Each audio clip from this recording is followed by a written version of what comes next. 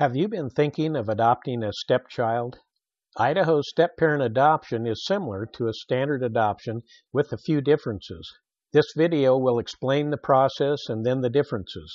Stepparent adoption involves two essential steps.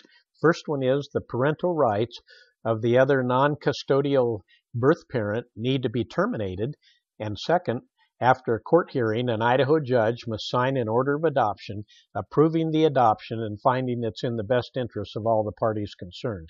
So let's talk briefly about the first step in the adoption process. Similar to regular or standard adoption, the Idaho Stepparent Adoption process requires the termination of parental rights of the other birth parent. The most common way this is done is by obtaining a written consent for the adoption and termination of parental rights from the other parent. A judge must witness the signature of the person signing the consent. Termination by written consent is not the only method, but the others can become a little more complicated. So if you have questions about this, please feel free to give us a call at the number listed below. Now for the second step of the adoption process. The next step involves the adoption hearing with the judge in court. This procedure is initiated by filing a petition for adoption with the court in the county in which the custodial parent, their spouse, who is the prospective adoptive parent, and the child live.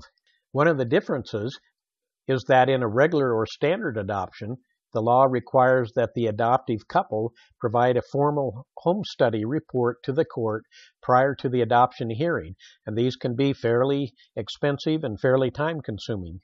In a step-parent adoption, the judge has the option to waive the requirement for a home study report since the child is living with one of the birth parents. Most judges are willing to do this, although some require the adoptive parent to provide some letters from several acquaintances indicating that the parent is a person of good moral character and would make a good adoptive parent. At the adoption hearing, if the judge finds everything in proper order and finds the adoption will be in the best interest of the child and the other parties, the judge will sign an order of adoption, which basically concludes the process.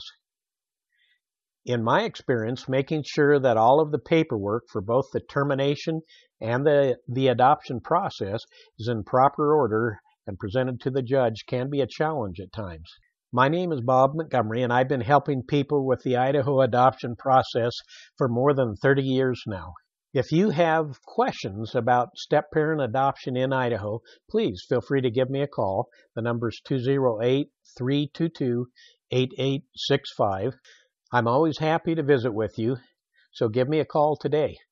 The number again is 208-322-8865.